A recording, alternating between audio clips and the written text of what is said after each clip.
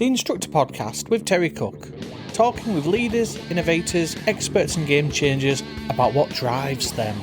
Welcome to this very special anniversary episode of the Instructor Podcast. As always, I am your splendid host, Terry Cook, and I have been your splendid host for the past 2 years. With over 120 episodes, I have been your host for everyone except one, which was the International Women's Day special last year, hosted by the ever-delightful Emma Pottington. So big shout out to Emma there for taking over the show for one special episode. But because it is a 2-year anniversary, I decided to do something a little bit different. Over in my premium membership, I started a new series called Episode Dissection, where I break down previous episodes and give my 3 key takeaways. Now, this was quickly taken over by the merry brand of premium subscribers who asked to join me on these episodes so they could share their thoughts as well. So we decided to do a very special one, looking right back at the first ever episode with Bob Morton, which was called Coaching for Driving Instructors. And I have decided to release that to you today in recognition of the fact that it's 2 years since the episode was released. So on this episode, I'm joined by some of my premium members, and I'm also joined by a very special guest in Bob Morton. Just before we dive in, I just want to say a big thank you to everyone that's listened, everyone that's shared, everyone that's subscribed, everyone that's signed up to the premium content. I really appreciate it. Thank you for helping me get to over 120 shows and 2 years. And let's see if we can make it to 3. But for now, let's get stuck into the show.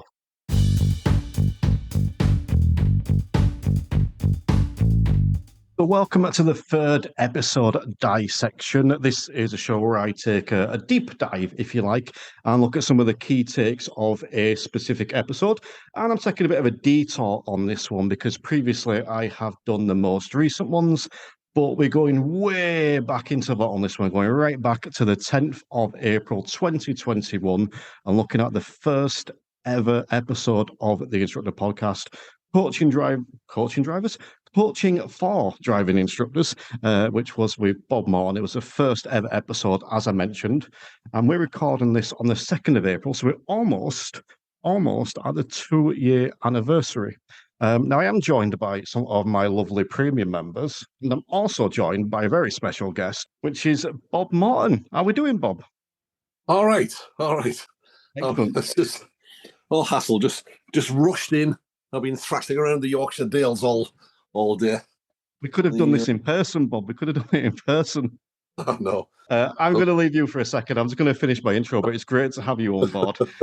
But I just want to start off just by talking a little bit about the actual podcast itself and the reason why it started and that kind of stuff. So just for a brief kind of thing around that. So the premise of the podcast, the genesis of it was that there was nothing like it out there, in my opinion. I wanted to listen in particular, because I'm a podcast nut, but I wanted to listen to something that had a different topic each week and had different guests each week, but was all related to the industry. So I could go and get some key takeaways from each of these episodes and apply that to my business and apply it to my instructing so I could become better.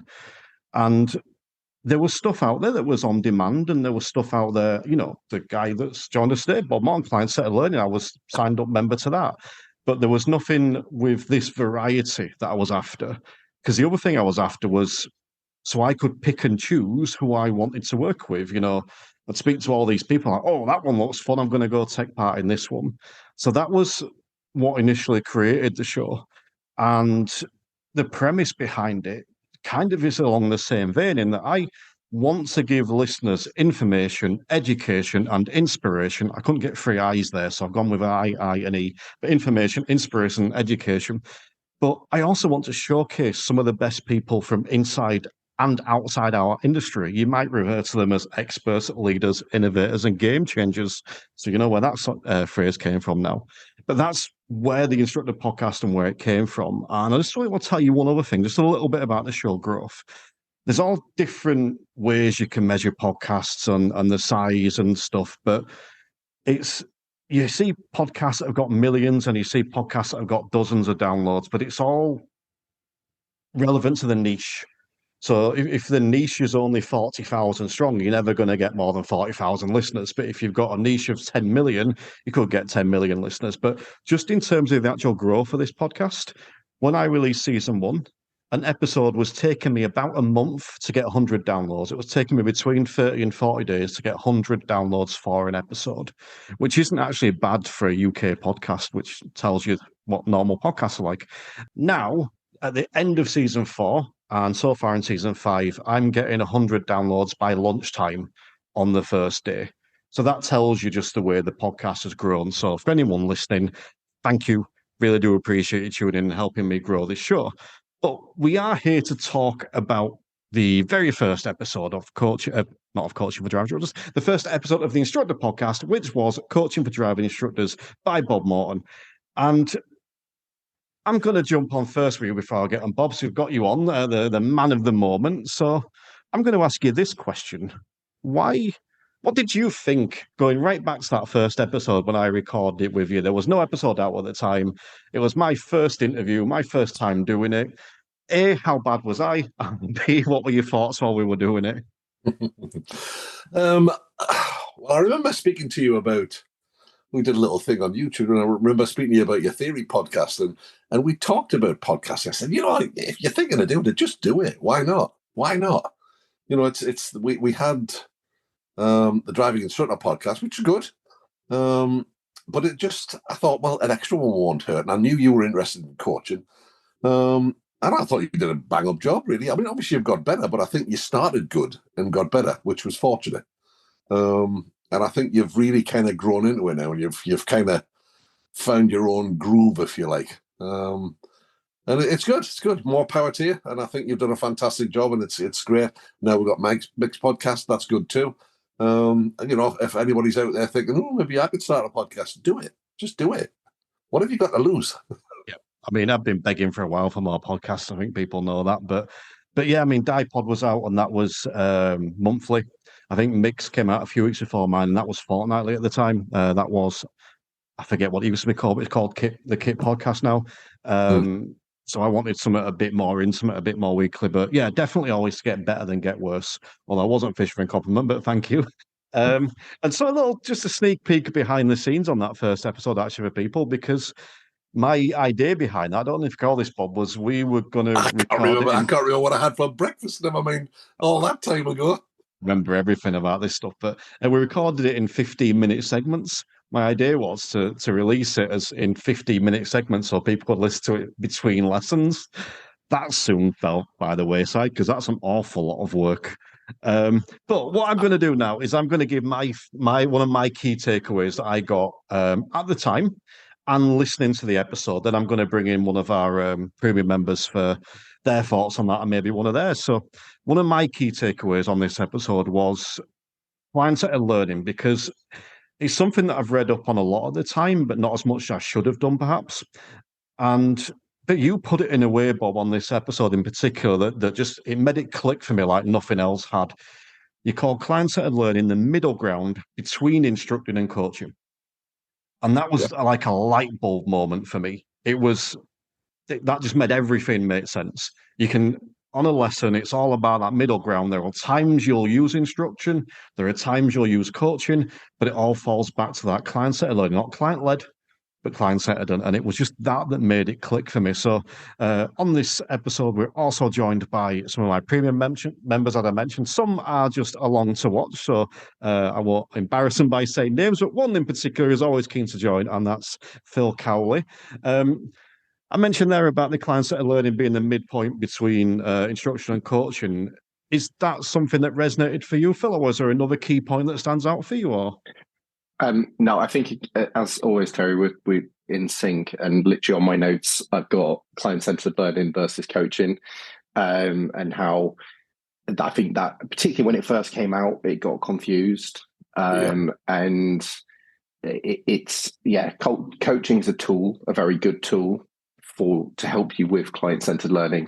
Basically, DVSA 1 client-centered learning. Coaching is a great tool to help your learners, but as mentioned in the podcast, sometimes instructing is necessary, and particularly in on the road.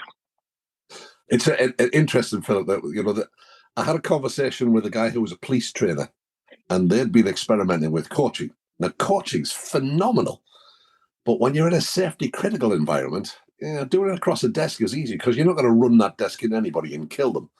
But they'd been talking about coaching and trying it and really working hard on doing it.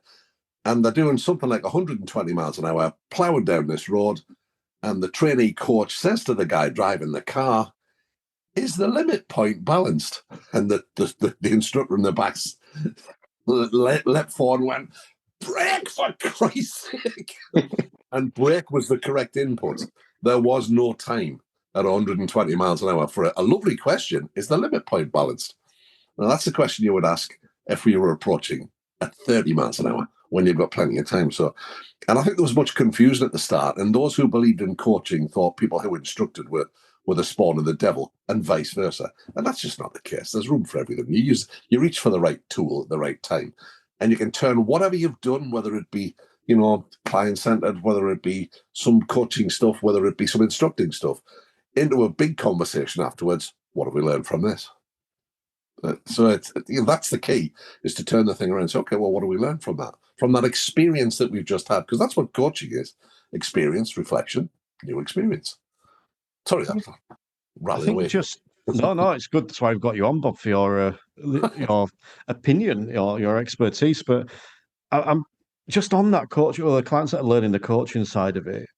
Since we recorded this episode, which pretty much 2 years ago, have you noticed a shift, do you think? Because, I remember saying this on the episode, you speak to a lot of different instructors, you know a lot of instructors, you're part of a lot of groups, you're still very active in the industry. So have you noticed a shift more towards being more accepting? This industry that I used to be a big name in. Did not say it, Mom. That was you. It went through my head. I think that's just one of the funniest things anybody's ever said. And I was there to witness it, and just shook his hand and went, "Yeah, you did me there. Thank you." But no, I speak to a lot of people at the shows and stuff, and they sidle up to me and say, "Oh," or sometimes people just send me random messages saying, "I listened to you on the podcast, and it really made sense to me. Thank you for that." As a result of that, and a result of a lot of the other stuff you've done, Terry, and I think, kudos to you, that you have encouraged an awful lot of people to think about CPD. Because you're not selling them anything like me. You're just saying, "Well, yeah, have a listen to this. What do you reckon of this? I've tried it. Why don't you give it a go?" And I think people don't feel threatened by it, by the podcast and the ideas that are in it. And I think they think, I might just give that a go. And I have to say that I've learned lots of little gems from the non-instructor podcasts. The Facebook stuff, and that you just listen and think, interesting. Never thought of it from that angle before. And I think that's the big plus of the podcast. People aren't threatened by it. They don't see it as somebody ramming CPD down their throat. They're just hearing some conversations and thinking, well, that wouldn't work for me. But hey, that might. You know what? I might give that a go. And I think that's a tremendous thing. Anything that encourages CPD has to be applauded. I just want to touch on that a little bit, actually, because you mentioned people not feeling threatened by the podcast. I'm not going to name them, but I haven't sent it to you, actually, I should have done, but I got a lovely message from someone the other day saying that when we spoke last, Bob, on the green room, you were talking about you had a run of, I forget the number now, but it's a significant number of fails in a row. 19. And they messaged me and said that made them feel so much better because they suddenly realised that some of the people they look up to in this industry have hard times as well. And I think that's something that I do try and get across on these shows is I'll talk about the stuff that I'm crap at. I'll talk about the stuff that I struggle at and the struggles I have. And I think that's a strength for yours. I think you even mentioned stuff like this a couple of times in this first episode, talking about this wasn't easy or I struggled with this and this is how I began. Absolutely. And I think that when people see that you're not shoving it down their throats, as you don't do with your coaching, and some people do, you're very much, this is the way I think it should be done, but it's not easy. We need to practice. I think that makes a difference. Is that something you do intentionally? Talk about your experiences in that way. As director of training at LDC, my job really was to take things, new concepts and new ideas, and make them understandable. And the easy way to make something understandable is to make it as simple as it's possible to be. and break it down into its components. Say, okay, well, this is how it's made up. And if you're going to start working on it, don't work on everything all together. Start here and then add this, then add this, and this. And it's something like commentary driving. People hate it. Part 2 trainees hate commentary driving because it's a threat. It feels overwhelming. So the video is still on my YouTube channel. If you've not seen it, anybody, and you're interested in commentary driving, it's commentary driving in easy steps. And I take you through the process and how easy it can be and building it up in stages. And that's how we do everything, isn't it? That's how we learn. That's how human beings learn. We experience stuff and then we build on it. We link the new stuff to what we already know. So I think it's I don't know if it's the way I naturally am, but it's the way I've sort of evolved as a trainer, is to make things simple. I never want anybody to give me that blank stare after I've talked to them about something. You can see that sometimes. They look at things, and I observe it a lot when I'm observing lessons. I hear the instructor come up with something that's something they've really thought about. It's like you think, oh, that's clever, and then I look across at the learner, and it's like the circuit breaker's gone. It's just what a waste of time. It's beautifully done, but what a waste of time because the penny didn't drop. Speaking of being honest, I got that exact stare today on a lesson, and but I did spot it, and I did say, "Shall I explain it a different way?" She went, "Yeah, please." So we got through it. But coming back to you, Phil, what are some of your other takeaways from this episode? Is there anything that stands out for you that stood out for you? I think it was interesting actually listening back to old Terry. Although I also like the fact there was an intro from future past Terry in there as well, and I think similar to Bob actually saying about how I think you hit the ground running. I was actually going into this listening to it thinking I love the show from the start, but I've obviously listened to a lot of episodes since, and I was half expecting this to just be like car crash sort of kind of thing, and it wasn't. You genuinely, I was like, oh, this isn't actually that different. Like you did hit obviously you have tweaked it and improved, but I think you hit the ground running. So that was quite impressive, I think, from the first episode. I just a little side note, I did love the fact that a couple of times you mentioned all the tens of thousands of instructors that would be listening. I thought that was very optimistic right at the start. And then I think my main takeaway actually, and I think this got picked up a little bit in your question, was when I listened to it. So I remember the first time I listened to it as well, I'd listened to Bob talk before anyway. And so I didn't necessarily sort of take in, and this is the case with some of the podcasts. I don't necessarily take away anything new, but I like refreshing it. It brings it like back into my mind. And there'll be the odd little snippet that I'll be like, oh yeah, I forgot about that, and I'll bring that back in. But my main feeling, and I remember this at the time, and I still remember it now, is why are we having this conversation, coaching versus instructing? It just frustrates me that we're still having this conversation. It shouldn't be a conversation. You asked earlier about is the pendulum swinging over, and I suppose in my mind it is a little bit, but then I just also wonder if that's just the world I'm in and the people I surround myself with, and the instructors I work with and stuff. It seems to go that way, but then I'm sure there's a whole world of instructors out there that it hasn't swung for. I think traditionally there's been a percentage of instructors who have been interested in CPD, and you would see the same faces year in, year out. You'd see the same faces at different courses and stuff. I think the big gain from the podcast is there's more. It's still a minority. We aren't serious enough about CPD in this industry. We're just not. We're not as an industry. We're not interested in evolving. We just want to do whatever we've got to do to get through this standards check and then be left alone for another year, 2 years, whatever it happens to be. And it's the DVSA missed the boat, really. They talked about making CPD compulsory, and then for some reason got scared of it and backed away. And it's left to the industry to do stuff. It's Graham Hooper. I was reading another post today, somebody slagging Graham off, and I think, what, like him or loathe him, that company has done a shit ton to get people involved in CPD. They've done more than anybody else in this industry, whether you like them or whether you don't, to get ADIs stuck into CPD, and that they've done stuff that's interesting to them and that changes the way ADIs work. Well, that's to be applauded. Yeah, we see people who are successful. And what do we want to do? We either want to set fire to them or throw stones at them. It just drives me nuts. If you've not done any CPD, just do a little bit of it. It's fun. I've just completed a welding course at Preston College. I loved it. It was absolutely tremendous. It's just like something so different. I thought, what do I want to do? What's my CPD going to look like this year? And I looked around for some interesting things to fill it with, and some of it's non-instructor. But I had a whale of a time. And I watched the way that this guy instructed, and it was all instruction. There was no coaching at all. I suppose it's difficult when you're dealing with high voltages and hot metal. You can't really coach too much. But just interested to look at the way that he did things. And it reminded me of how I used to be as an instructor. It was all me, talk. Did you understand that? Yeah. No validating whether learning had happened or not.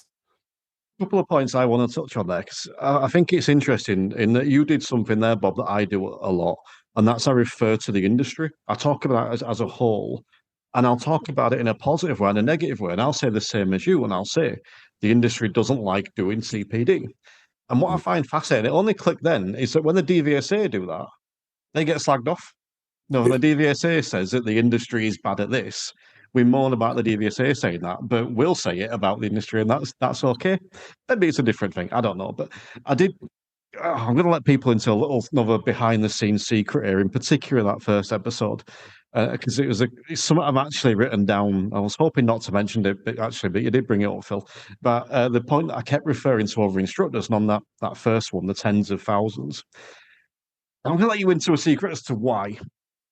It's because I was scared. I had a genuine fear that I was going to receive abuse, if you like, for doing this stuff and promoting coaching, not just coaching, but on a lot of those early episodes, the phrase I say, like, wasn't always tens of thousands, but it was, and instructors listening to this will be annoyed because of. And I felt like that by saying that, I was covering my back and I was trying to avoid some backlash.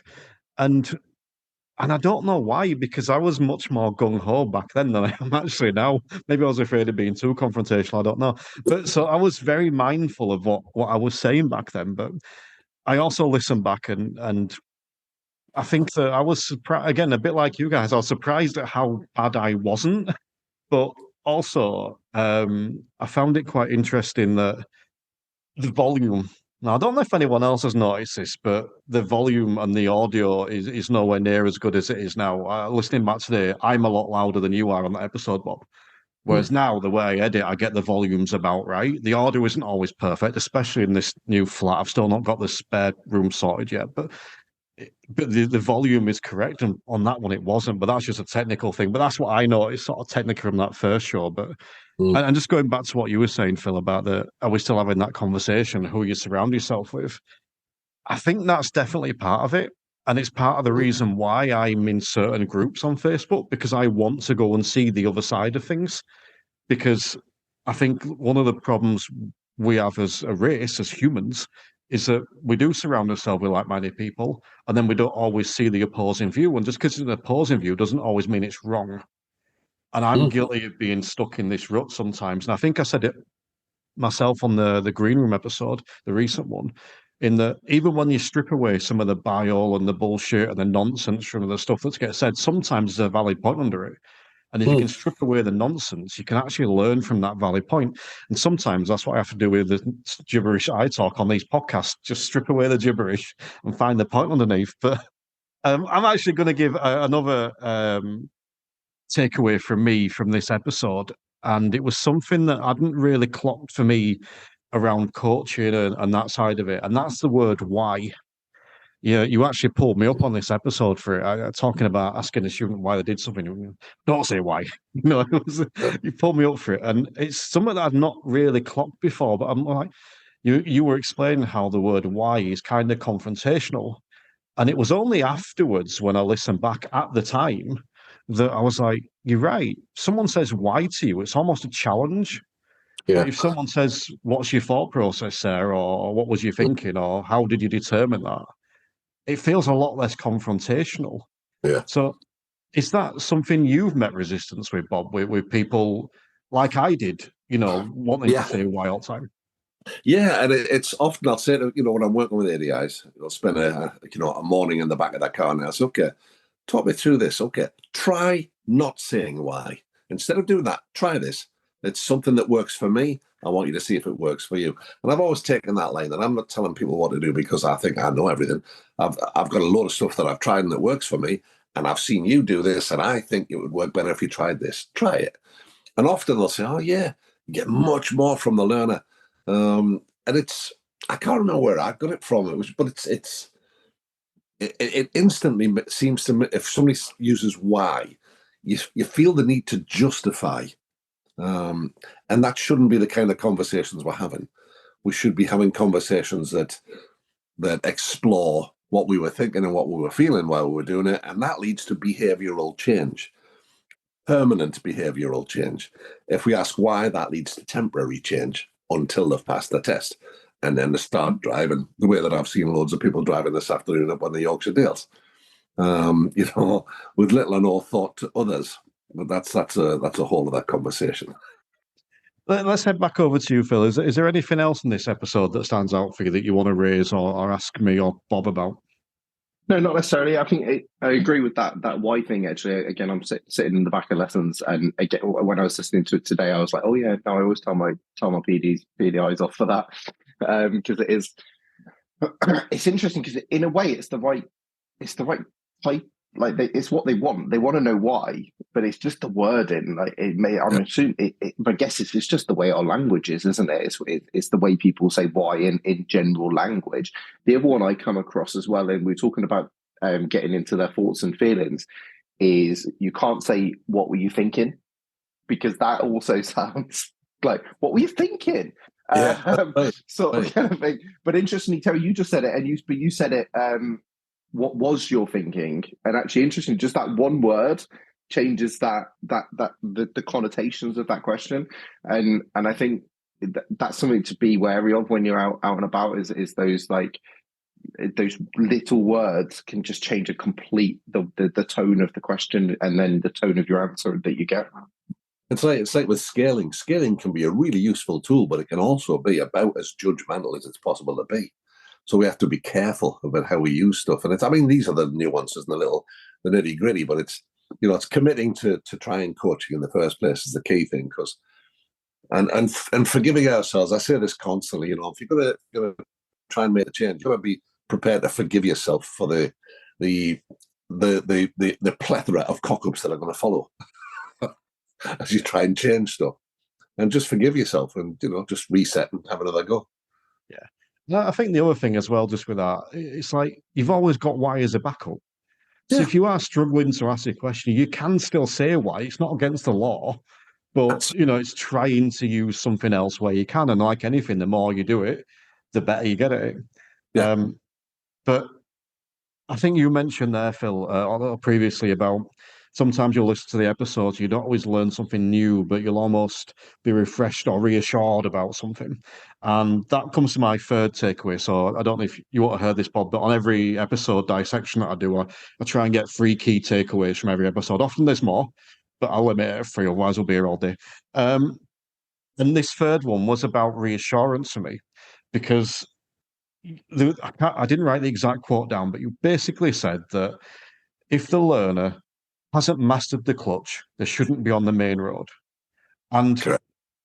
Remember at the time and listening to it back again today was like, I'm really glad you've said that, because that's something I feel. But it's like, I'll speak to other learners that have come from other instructors, or I'll speak to other instructors and they've got them out doing roundabouts on lesson 2 and they can't use the clutch.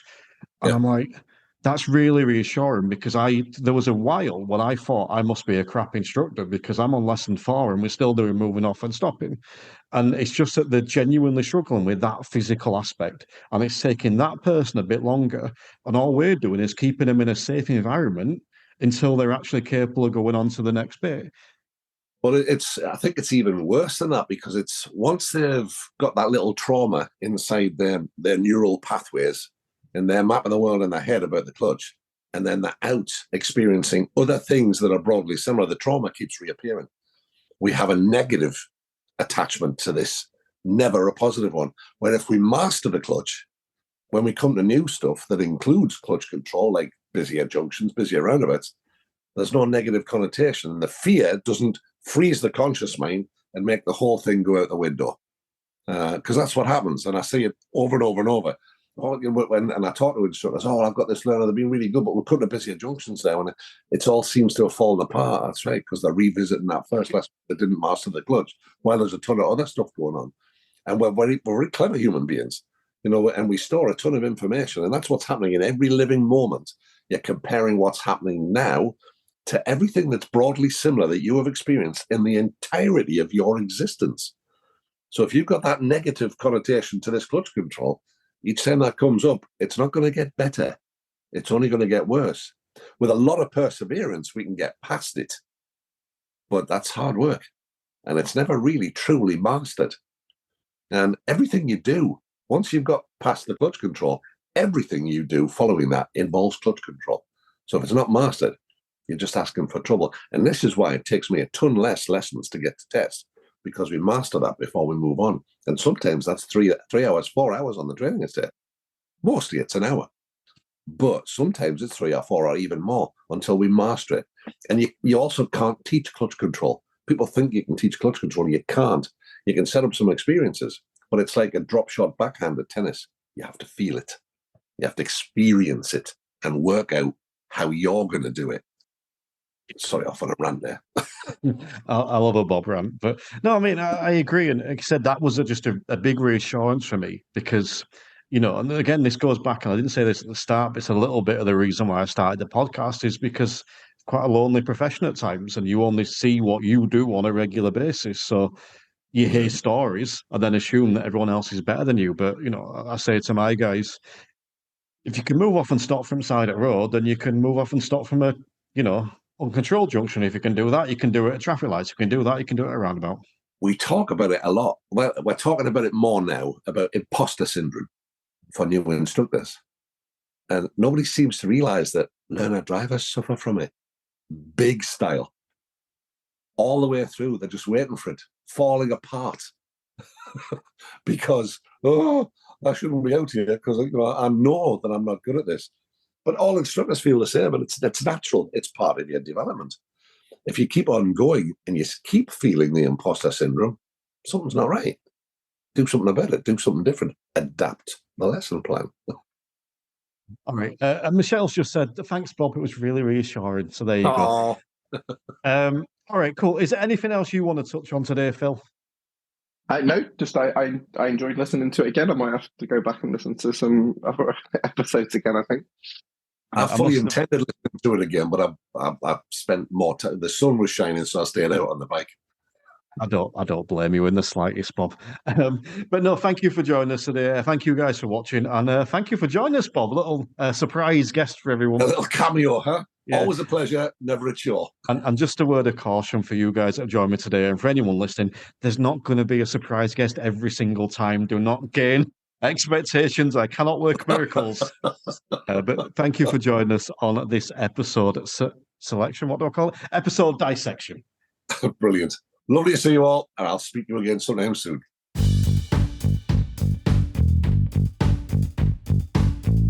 So a big thank you to the premium members for joining me on that episode, and also to Bob Morton, who chipped in, as you heard, to give his thoughts back on that first episode. And as I mentioned at the start of the show, thank you to you guys for listening. It is appreciated. And if you enjoyed what you heard on this episode, you can get access to even more of that over at the Instructor Podcast Premium. So I'm just going to tell you a little bit about that. So for £2 a month, you can subscribe and get absolutely nothing except my eternal gratitude. It's basically a way that you can support the show and just contribute towards the running of it for just £2 a month. Or you can subscribe for £10 a month, where you get all the podcasts, all the content, so all the recorded stuff. There's currently over 90 shows already over there, featuring regular shows from people like Bob Morton, Sam Harper, Kevin Tracy Field from within the industry, as well as Robin Bates and Nick Oates from outside it, and more to come, as well as topics on coaching and the standards check and building a better business. On top of that, you also get video and written content as well. But if you would like to go even further, you can sign up for the £22 tier. Now, in that £22 tier, not only do you get everything I've mentioned before, but you also get access to the expert sessions, which are at least once a quarter, although there is one a month for the next 4 months. And the first one is featuring Chris Benstead explaining how to teach roundabouts. And then we've got some awesome ones lined up after that. So you'll get access to those alongside Q&As, and they are recorded, so you can always go back and watch them again. As well as that, on the £22 tier, you also get the option to watch podcasts being recorded live. So you can watch them being recorded live. You can join in and ask questions. You can provide feedback in the chat, all that kind of cool stuff. And as well as that, you also get access to problem solvers sessions where 4 times a month I open my Zoom room up for 3 hours to allow you guys to come in and solve your problems. You can work on your accountability, you can set goals, you can do whatever you want to do. It's open to everyone in that £22 tier a month, 4 times a month, 3 hours a time. And then last but not least, you also get a handy bunch of merchandise every 3 months that you signed up, including t-shirts and mugs.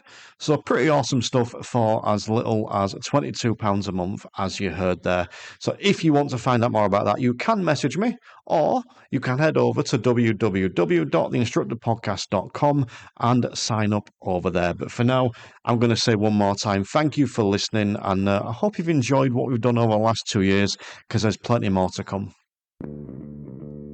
The Instructor Podcast with Terry Cook, talking with leaders, innovators, experts and game changers about what drives them.